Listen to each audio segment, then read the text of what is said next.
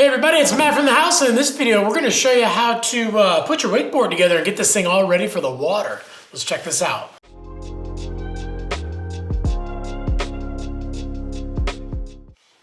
All right, you just got a brand new wakeboard, and obviously we need to get this thing ready to get out behind the boat or even on the cable and in the park. There's a few things that you need to do depending on where you're riding and what board you get. It's pretty simple to do. Right off the bat, we've got your board. Most boards are going to come with fins, whether they're molded in or removable or a combination of both. If your board does have a removable fin, most of the time they'll actually come in a little bag. It'll be inside the box or inside the bag or even shrink wrapped, and stuck to the board somewhere, but they all do come with the boards. So you're going to want to find those fins. On the removable fins, it's pretty easy. Most boards are going to have two molded fins and then a removable center fin, and then you might get some boards that actually have the two removable fins on the outsides.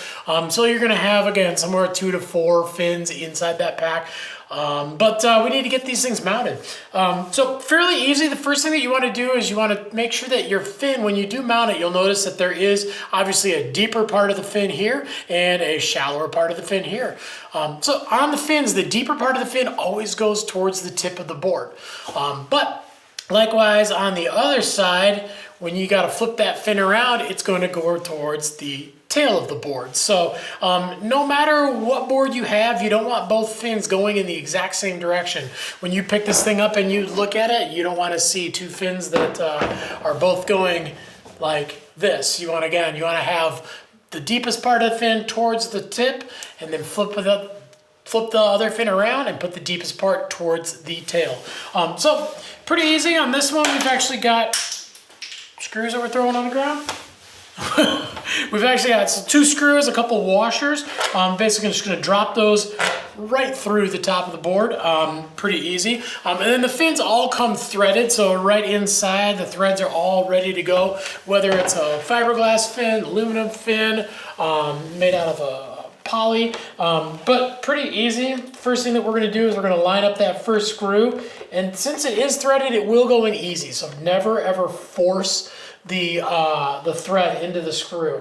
And then make sure that you get both of them going nice and easy and start, but don't tighten them down all the way. The reason is you don't want to basically try to tighten up one screw and then find out that the hole is off a little bit and you had to work a little too hard and you cross thread the other screw, because once you do that, then you just got to get new fins. And obviously, since you just got a brand new board, you want to get out and ride it as quick as possible. So get those, basically get both those screws started, get them somewhat tight, and then once you know that you've got the threads going in nice and easy, you're gonna tighten these things up. So you don't have to crank these things down to within an inch of their life or anything, but you do want to make sure that you get them nice and snug.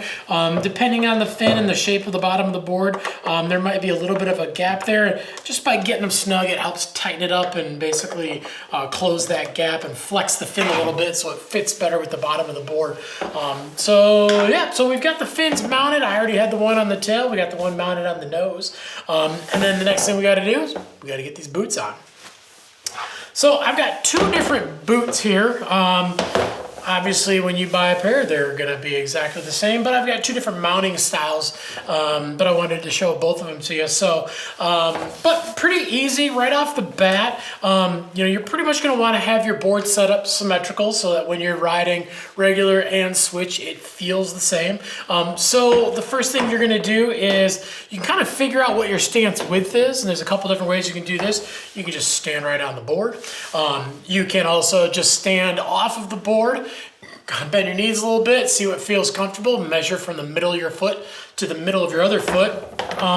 Or you can just kind of mount the bindings, put your feet in them, see how they feel, and move them accordingly. But right off the bat, your board's gonna have a couple sets of inserts, one set in the back, one set in the front, and you're gonna use these to, figure out what your stance is. So me, I ride a little bit bigger stance. So usually what I'll do is, I usually don't go all the way out to the very ends, but usually what I'll do is I'll look at that screw hole that's closest to the fins, and then I'll actually come in 1 from there. So if it's in 1 on that side, it's gonna be in 1 on this side too. And remember that you're gonna be lining up these inserts here. You're not going to be lining up inserts on the outside. So as you move down on that double pack of inserts, you will get 2 screw holes that will line up. So you can get your bindings, kind of get them set. And then depending on the angles that you ride, you basically kind of move them in the direction. You're never going to go pigeon-toed, but usually you're going to go out just a little bit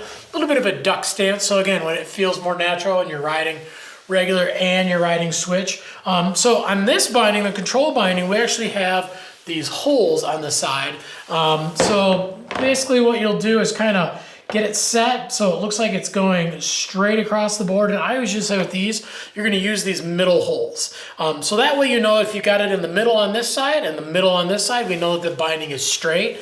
And then if we just kind of kick it out a little bit, we're going to go 1 hole down on this side, but we're actually going to go 1 hole up on the outside. And that's going to give us a little bit of an angle.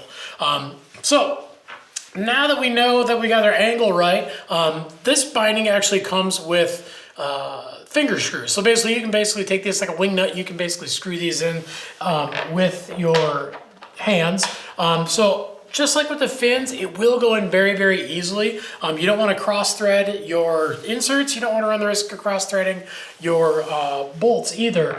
So just kind of get those lined up and then again, put them in very, very loosely. So kind of get it started to the point where you can spin it really, really easy with your fingers. And so it's a little looser. And then once you've got both of them in, then go ahead and tighten them down. And then again, with these things, get them nice and snug. You don't have to, again, you don't have to crank these things down super, super, super tight, but definitely make sure you get them good and snug, and then grab that binding, give it a little wiggle, and make sure that it's not moving at all.